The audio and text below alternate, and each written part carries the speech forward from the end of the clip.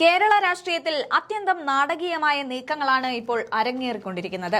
ശബരിമല അയ്യപ്പന്റെ സ്വർണം കവർന്ന സ്വർണ്ണക്കൊള്ളക്കാർ പിണറായി സർക്കാരിന്റെ തണലിൽ സുരക്ഷിതരായി വിലസുമ്പോൾ ആ അഴിമതിയുടെ ആഴം പുറത്തു കൊണ്ടുവന്ന പ്രതിപക്ഷത്തെ വെട്ടിലാക്കാൻ പുതിയൊരു ഗൂഢാലോചന സർക്കാർ തലത്തിൽ നടക്കുന്നു. UDF കൺവീനർ അടൂർ പ്രകാശിനെ പ്രത്യേക അന്വേഷണ സംഘം ചോദ്യം ചെയ്യാൻ വിളിക്കുന്നു എന്ന വാർത്ത വന്നതോടെ CPM കേന്ദ്രങ്ങൾ വലിയ ആഘോഷത്തിലാണ്.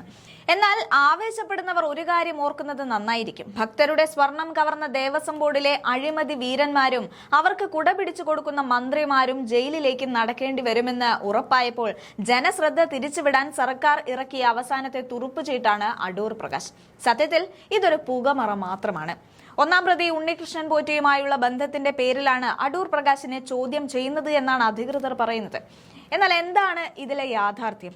ആറ്റിങ്ങൽ MP ആയിരിക്കെ ഒരു പൊതുപരിപാടിയിൽ വെച്ച് ഒരാളെ പരിചയപ്പെട്ടു എന്നത് എങ്ങനെയാണ് ഒരു കുറ്റകൃത്യമായി മാറുന്നത്? സോണിയാഗാന്ധിയെ കാണാൻ പോറ്റിക്ക് അപ്പോയിന്റ്മെന്റ് എടുത്തു നൽകിയോ എന്നതാണ് SIT ഉന്നയിക്കുന്ന സംശയം.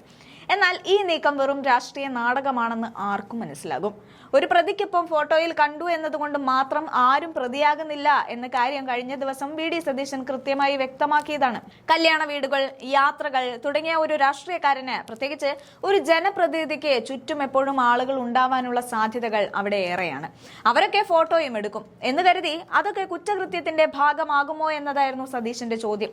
അതുകൊണ്ട് തന്നെ കടകംപള്ളി സുരേന്ദ്രനെ പോലെ അഴിമതിക്ക് നേരിട്ട് നേതൃത്വം നൽകിയവർ പ്രതിക്കൂട്ടിൽ നിൽക്കുമ്പോൾ അതിൽ നിന്നും രക്ഷപ്പെടാനുള്ള ഒരു ബാലൻസിംഗ് തന്ത്രം മാത്രമാണ് ഇത്. അതേസമയം ഈ കേസിൽ ഏറ്റവും ശ്രദ്ധേയമാകുന്നത് രമേശ് ചെന്നിത്തലയുടെ നിലപാടാണ്.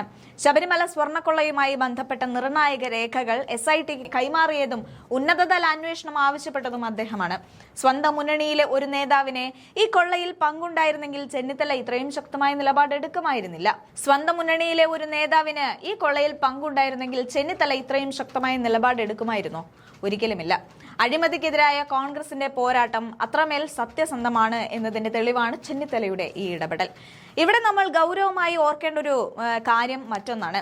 CPM നിയമിച്ച ദേവസ്വം ബോർഡ് പ്രസിഡന്റുമാരായ പത്മകുമാറും N വാസുവും ഇന്ന് അഴിമതി കേസിൽ ജയിലിലാണ്. ഭഗവാന്റെ സ്വർണം കവർന്ന കള്ളന്മാരാണ് നവോത്ഥാനം പ്രസംഗിച്ചുകൊണ്ട് വിശ്വാസികളെ അടിച്ചമർത്താൻ നോക്കിയതെന്ന് ഇന്ന് പകൽ പോലെ തെളിഞ്ഞിരിക്കുന്നു. ഇതിന്റെ ഗുണഭോക്താക്കൾ CPMലെ വമ്പന്മാരാണ് എന്ന് തിരിച്ചറിഞ്ഞതോടെയാണ് ഇപ്പോൾ ഒരു കോൺഗ്രസ് നേതാവിന്റെ പേര് കൂടി ഇതിലേക്ക് വലിച്ചിഴച്ച് അന്വേഷണത്തെ വഴിതിരിച്ചുവിടാൻ സർക്കാർ കിണഞ്ഞു ശ്രമിക്കുന്നത്. ഒരു വശത്ത് സ്വർണ്ണക്കടത്ത് കേസിലെ കരിനിഴലായി മുഖ്യമന്ത്രി നിൽക്കുമ്പോൾ മറുവശത്ത് ശബരിമല യുവതി പ്രവേശന വിഷയം സുപ്രീം കോടതി ചീഫ് ജസ്റ്റിസ് വീണ്ടും പരിഗണിക്കാൻ പോകുന്നു. ഇതിനിടയിലാണ് സ്വർണ്ണക്കൊള്ളയിൽ കടകംപള്ളിയെ പോലുള്ള വിശ്വസ്തർ കുടുങ്ങുന്നത്. ഈ തടികേടാകൽ ഒഴിവാക്കാൻ അടൂർ പ്രകാശിനെ ബലിയാടാക്കാം എന്ന് മുഖ്യമന്ത്രി കരുതുന്നുണ്ടെങ്കിൽ അത് വെറും വ്യാമോഹം മാത്രമാണ്. കോൺഗ്രസ് ഈ കേസിനെ രാഷ്ട്രീയമായി നേരിടാൻ തന്നെയാണ് തീരുമാനിച്ചിരിക്കുന്നത്. അടൂർ പ്രകാശിനെ ചോദ്യം ചെയ്തതുകൊണ്ട് കോൺഗ്രസിന്റെ പോരാട്ടം നിൽക്കില്ല, മറിച്ച് അത് കൂടുതൽ കരുത്തോടെ ആഞ്ഞടിക്കുകയേ ഉള്ളൂ.